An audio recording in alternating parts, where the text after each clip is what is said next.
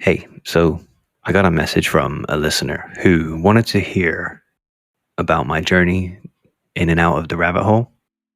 I just wanted to share it with you. So allow me to reintroduce myself. This is Tinfoil Confessions, Escaping the Cult of Conspiracy. I am Brent Lee, and I am an ex-conspiracist. From 2003 to 2018, I was completely consumed by the world of conspiracism. I was a full-on conspiracy theorist, or as me and my friends called ourselves, truthers. This was my identity, and my belief in these conspiracies became my ideology. In 2021, I decided to speak out about my past, and I started documenting this journey on YouTube and Twitter. I now have this podcast, where me and Neil Sanders explore and examine conspiracy theories case by case and try to discover where the truth lies. So, what exactly did I believe? I believed in what can be called the Grand Conspiracy. This is a New World Order, Illuminati, Freemason, deep state, cabal-style global conspiracy. I believed that secret societies were running the upper echelons of politics, banks, corporations, religious institutions, universities, the entertainment industry, and even organized crime. I believed they were involved in nearly every facet of our life, pretty much, but they hadn't quite achieved global domination yet. I call it the Grand Conspiracy because I also believed that most other conspiracy theories played some part in propping up this Grand Conspiracy. So, the assassination of JFK, Oklahoma bombing, 9/11, 7/7, the UFOs, MK Ultra, and anything else that sort of comes under the umbrella term of a traditional conspiracy theory, all of it was them.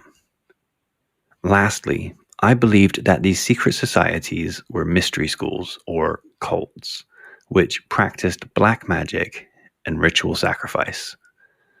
I believed that terror attacks, mass shootings, and assassinations were occult rituals, mostly orchestrated through the intelligence services and committed by mind control patsies. They did these in order to birth the New World Order through black magic.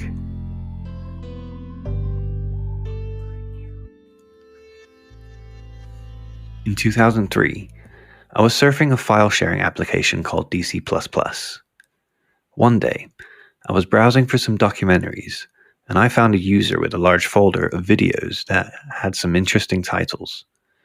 The very first video I watched was called Millennium 2000. It was presented by Anthony J. Hilder and Jordan Maxwell.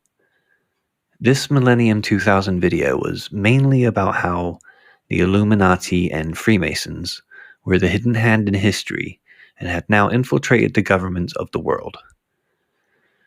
I was pretty blown away with what I had heard, but I wasn't completely sold. But I hadn't watched the 9/11 videos yet. Once those were downloaded, everything changed. I watched every video in that folder, and I scribbled away in my notebook every reference that I thought would help expand my understanding of this information. I sent a message to the owner of the folder asking where I could find more, and he invited me to a private hub on DC++, where everyone else had similar material. There were 4 people specifically whose media I consumed a lot of, as they seemed to cover a lot of ground between them. These 4 were Jordan Maxwell, William Cooper, David Icke, and Alex Jones. I read every book and watched every video and listened to every radio appearance I could get hold of from these guys. It was a literal obsession, 24 hours a day, 365 days a year. And then in 2005, I joined the David Icke Forum and started to engage with other conspiracy theorists. I was on the forum on the 7th of July when 52 people were killed by 4 bombs in London. We instantly started from the position of thinking that this was a false flag terror attack.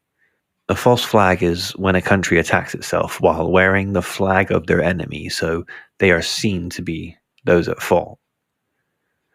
That morning, there was a group of us compiling all the tidbits of information and noting down anything that we deemed suspicious, and finding inconsistencies in various news outlets.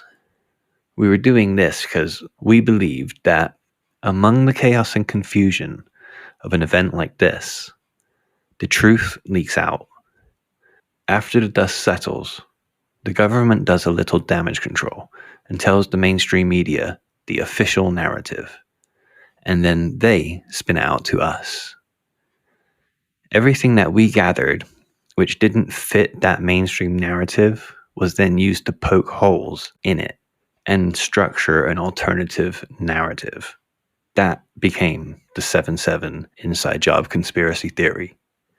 That was the first, but not the last time, that I would contribute more lore to the conspiracy culture. Around 2008, I left my band to concentrate on going solo. My debut album had 20,000 downloads in the first year, and I created a promotional site for other conspiracy theorist musicians. Myself and my partner ran a blog where we were decoding and exposing the secret symbols and hidden rituals of these elite cults. We covered William and Kate's royal wedding, the beatification of Pope John Paul II, Osama bin Laden's death, the opening and closing ceremonies of the 2012 Olympics and Paralympics, and how Glastonbury Festival was an occult ritual, including the headline acts. These websites had over 2 million hits, so it would be fair to assume our research helped confirm our readers' beliefs. So what made me start to question my belief system after I had invested so much into it? Well, at different stages of those 15 years, there was always certain things I didn't agree with and I thought were distasteful or just plain bigoted, but I brushed that off thinking that was just a couple of fringe groups out there latching on to this loose-knit community. But these disagreements didn't make me question my belief in the grand conspiracy. What really got the ball rolling was Sandy Hook. Truthers were spinning this new narrative that the massacre was really a hoax played out by crisis actors and nobody had died. And the big influencers like Alex Jones were pushing this narrative. This theory then was recycled for lots of tragic events after that, from the Boston Marathon bombing to the Pulse nightclub shooting to Charlie Hebdo shooting and the Paris attacks. That was the first time I really felt a disconnect with the truth movement. From that point, 2012 till around 2015, there was so much wild stuff going up on YouTube and just being shared on social media that I found myself disagreeing with so much because it just got ridiculous. You had this crisis actor hoax narrative, and then things like Justin Bieber and Eminem are Illuminati clones. You had Mandela effect, Pizzagate, and eventually QAnon. Even Flat Earth started to gain some traction with my friends. And one of the weirdest, elite gender inversion. This is the conspiracy theory that almost every famous person is secretly the opposite sex and somehow it's a satanic cult. Don't ask. So if that didn't pull me out, what did? So now we're talking between 2015 to 2018. From me distancing myself from the online communities till I was completely done. During those years, my interests in politics, religion, society, and culture continued to blossom, and honestly, the more I learned, the more I found the things I knew were wrong. I started seeing how intricate and chaotic the world was. I started to see how the logistics of this grand conspiracy were just impossible. I just couldn't make anything fit anymore. Then on the world stage, there was quite a lot happening that really didn't fit with that New World agenda. These were the final nails in the coffin for me. The rise of QAnon and the election of Trump, United Kingdom voting for Brexit, and the leadership of Jeremy Corbyn in the Labour Party. See, Illuminati would never have allowed these things to happen. My belief was all elections were predetermined and would only suit the New World Order. A common trope among conspiracists is that leaders are selected, not elected. So I couldn't see how these results were a win for the New World Order. So that was me pretty much done. And the first thing I did was completely withdraw from these online communities. I logged off Facebook and I barely logged back on for 3 years. I just silently walked away from all my friends online and everyone I had met through Truth Music Directory. I didn't talk to anyone about my doubts. I didn't discuss it with anyone online. I just logged off.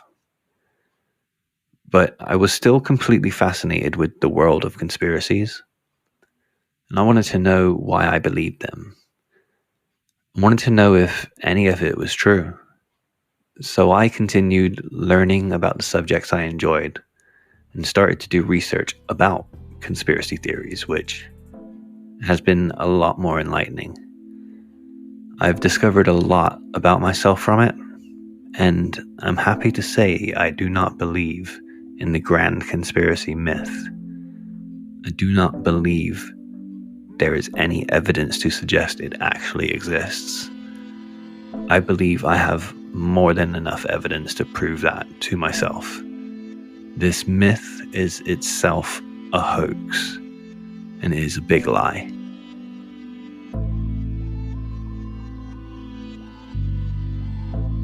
Thank you for listening. That was Tinfoil Confessions, Escaping the Cult of Conspiracy.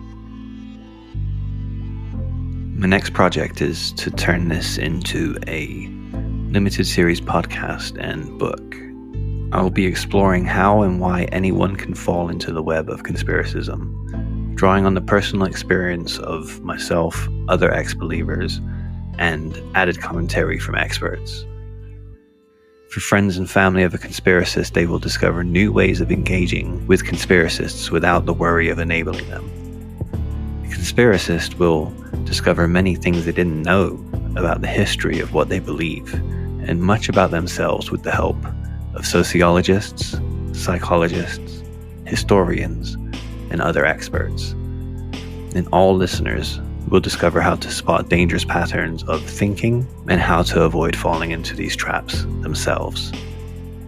If you think you can help me bring this project to life, please contact me at somedarecallitconspiracy@gmail.com or message me on Twitter at BrentleeSDCIC. Again, thank you very much for listening.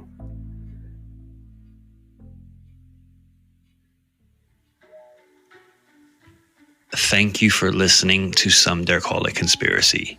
Follow us on Twitter at Some Dare Podcast for all the latest from us. And if you want to support us, please consider joining us on patreon.com/somedarecallitconspiracy. You'll be able to get early access to episodes, including each full deep dive series on day one, and exclusive Patreon-only episodes. When you subscribe to our Initiate tier for a $5 or our Handler tier for a $10, you'll get a welcome pack of 4 of Neil's books, 8 of my albums and EPs, and a PDF of Headache Comics 4, courtesy of Nicholas C. Gray. And to our first Patreons, thank you so much for your support from the both of us at Some Dare Call It Conspiracy.